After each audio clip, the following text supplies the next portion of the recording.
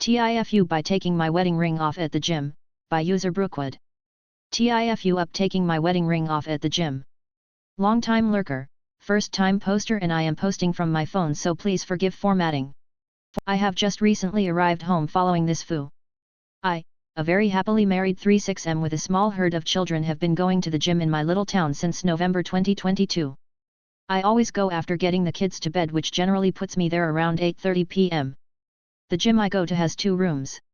One has cardio equipment, ellipticals, treadmills, bikes, etc.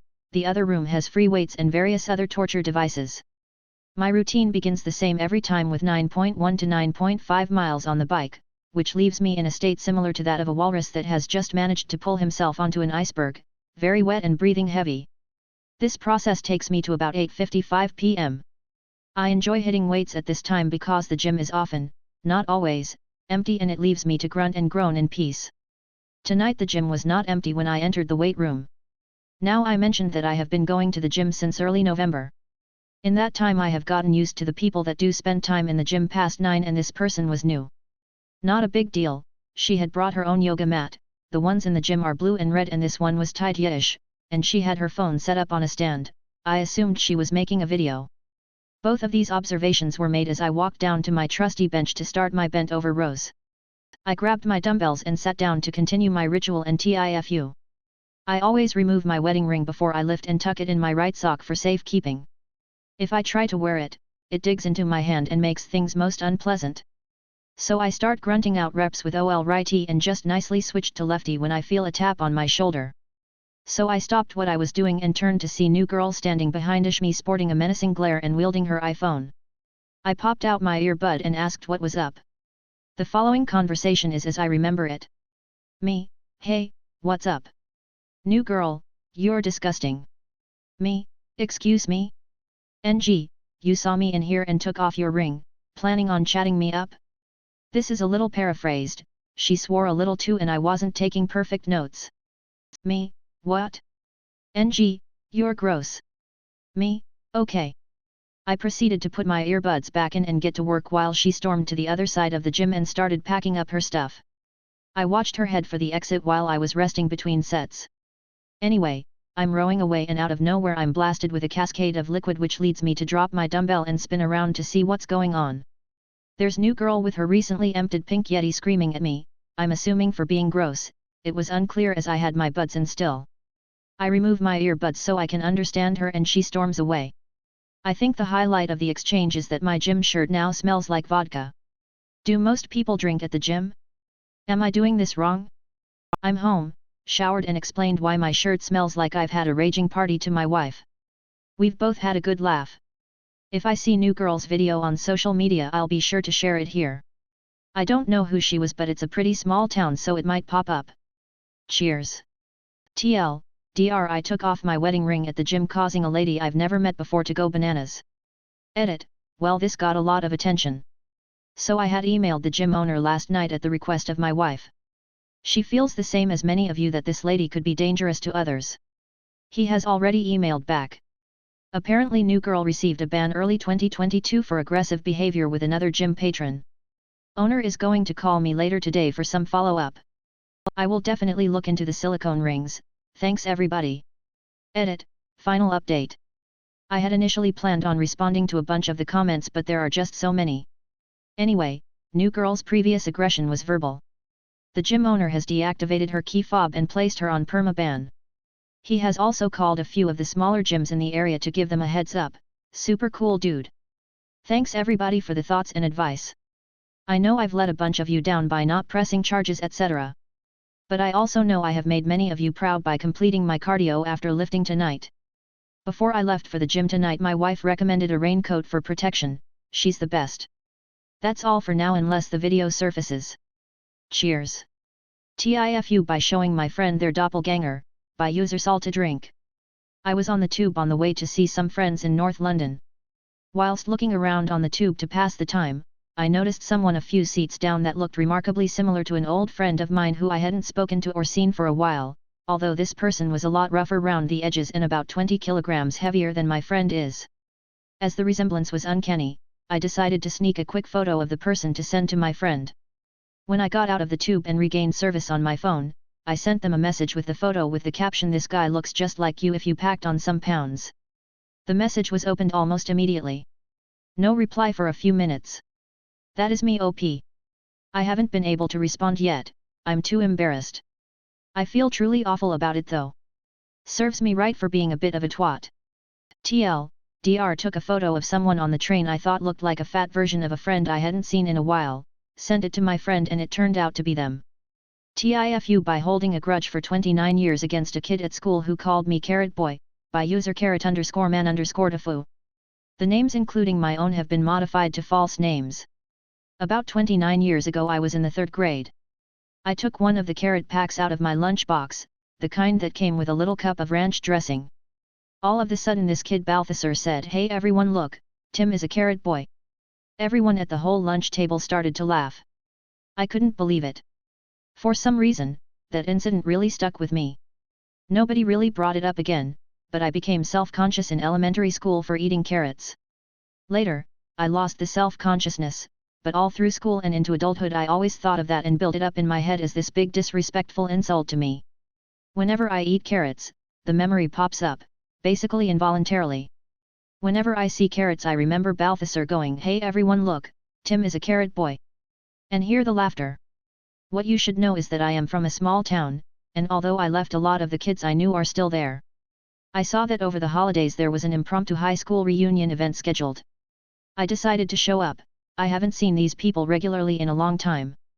Well, who should be there but Balthasar? All of a sudden the old anger welled up in me. I don't know what I was thinking, it seems so ridiculous now, but I saw a big tray of carrots meant for everyone at the buffet table, and I picked up the entire tray and carried it to Balthasar's table. I started eating carrots angrily. Everyone at the table and surrounding tables was staring at me. I then said, "Guess I'm still a carrot boy, hey." I almost immediately realized my fuck up when everyone looked at me like I was insane and had no idea what I was referencing. So I awkwardly asked Balto and the other people around if they remembered him calling me a carrot boy in 3rd grade, and nobody did. So I was like, "This did happen, you really did call me a carrot boy?" And he was like, okay. Sorry man." Somebody next to me put their hand on my arm and whispered to me, "Are you okay?" as if I was having a mental breakdown or something. I was so embarrassed that I just got up and left. Multiple people have texted me asking me if I am alright, and why did I do that, and did I really hold a grudge for some innocuous, silly remark that a 3rd grader made almost 30 years ago.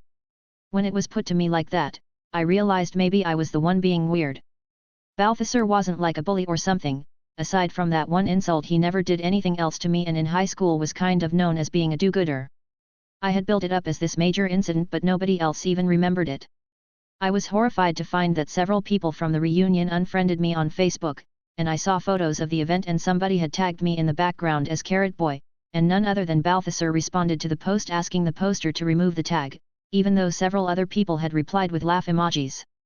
Now I feel like I have made a huge fool of myself and can never show myself in this town again. Well, maybe that's okay, I don't like the town anyways. But I am so embarrassed I can hardly sleep, and it has been a few weeks since the incident. Oh god. TLDR, in 3rd grade this kid called me Carrot Boy and I have had a grudge about it ever since, and I made a fool of myself at a reunion. TIFU by topping 550 pounds update, by user possible_showers. About a month ago I admitted to the internet I was too fat to travel and visit my dying father. If you missed the post, here it is, https://www.reddit.com/r/tifo/comments/some jalb/topping_550_lbs/. I honestly didn't expect the overwhelming positive comments on my original post. Time will tell if this was my aha moment, but something did click when I read through the comments. I knew I had to try harder, if not for me then for my father, was in hospital ICU, so I did. Below is that journey. To recap, I needed to find a way to physically transport myself between two major cities of quite some distance, transport myself between houses and hospitals, and face my family and friends at hopefully what would be my final biggest size. I couldn't drive/have a friend drive me between the cities, as this would be a several days journey and my friendships aren't that strong. I first started with what I distilled as a freight transport issue to solve. I found 3 medical transport specialist companies and 11 companies that will deliver anything marketing material. While I continued to have positive correspondence, all options were exhausted quite quickly. If you're wondering, 2 companies laughed directly at me, 2 hung up on me, and 1 suggested an option which was $12,000 and I had to sign a waiver, was the sketchiest of the options. None of the medical transport specialists would help given the distance to travel. I next turned to the airlines. One was quite helpful and convinced me it would be better and cheaper to buy a business class seat which had extra wide seat and more leg room over buying a neighboring seat. I used public transport to get to the airport, surprisingly went well, got to the plane, and then I didn't fit in the seat. The armrests weren't adjustable. I tried to wedge myself in but my thigh would hard press against the backrest adjustment button so there was no way to keep the seat upright. I didn't get to the seat belt issue, and there were no other seats available. I was rejected from the flight. Several emotions and events happened afterwards. I wouldn't be flying that day and I lied to my family why I wouldn't be flying. The airline called me the next day and offered me 2 economy seats at the same business class ticket price. Time of year and last-minute tickets elevated the economy class ticket prices. The plane had rows of 3 and I didn't want to risk anything, so I bought another seat so I had the entire row. Given the time of the year, that 1 seat almost cost me the same as the original ticket cost. The middle seat armrests could be lifted. While 1 flight assistant had a problem with it being up on takeoff, that was my only option so we needed to go with it. The seat belt extender wasn't an issue, they had it on hand. I was quite nervous about that but they proactively brought it to me without asking. Yet I know, the need was obvious. I hadn't told my family I would be flying again in fear I'd run into another problem, and with a bit of a positive buzz from a successful flight I thought I'd surprise them. I tried 2 taxis, I couldn't get in the car. I tried a minivan taxi, and I couldn't wear the seatbelt. 1 taxi driver refused to look at me and locked their doors. I then decided to use public transport. This turned out to being a 4-hour journey as nothing was direct, but I made it to my parents' house. After all of that I couldn't find a way to transport myself to the hospital to see my father. I tried to sit in my mother's car in advance but wouldn't fit, so I lied again and said I had a bunged knee and couldn't bend it when it came to visiting him. She didn't overly question this, but I'm sure she knew the real reason. After 28 days my father was released from the hospital on Christmas Day.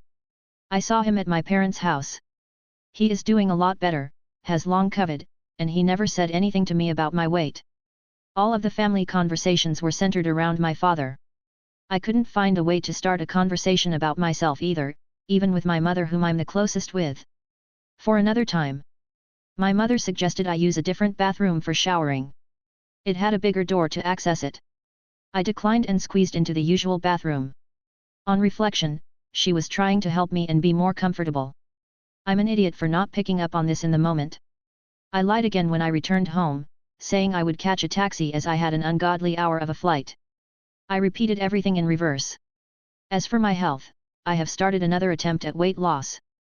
I got a reading on my bathroom scales on Sunday for the first time, 555 pounds, 252 kilograms. My only positive from this is thinking that because I have a reading my weight must have declined from whatever it was over Christmas as previously my scales would error with maximum weight exceeded. Being morbidly obese sucks. I'm going to attempt to change that for me this year. TLDR, I got laughed at by freight companies trying to ship my fat self like a large box, was rejected from a flight for being fat, paid a fortune for new airplane tickets, lied to my family about traveling complications, and managed to see my father in person after he survived a near-death experience from health complications. TIFU by going my entire life without washing myself, by users the 36. So, obviously not exactly a today I fucked up, but more of a I have fucked up every day for the past 30 years. For some reason, when I was a kid I got it stuck in my mind that shampoo and hands is all you need to take a shower. I'd wash my hair, lather up my pits and crotch, rinse off and go about my day. Now I've always had bad skin, constant breakouts, painful cysts, ingrown hairs etc. I felt like I tried everything growing up, Accutane, constantly changing sheets, towels, etc. Nothing ever seemed to work. My confidence has always been shot, I refused to take my shirt off at the pool or beach. My shower routine, however, was never questioned. I've had multiple romantic partners, long-term and short-term, and no one has ever said I smell bad or weird or anything, so I never thought I might need to change my habits. Recently though, I decided to try out a new body wash, nothing crazy, just a common brand with little exfoliating bits. I just liked the way it smelled and thought it would be nice to smell like it, didn't consider it's having any effect on my skin. After a month of actually using a washcloth and soap, my skin has cleared up tremendously. I have more body hair than I thought because it's not constantly getting ingrown. I'm no longer in chronic pain with infected ingrown hairs. My confidence is through the roof. TLDR, wash your skin, shampoo running over it from your head doesn't really work.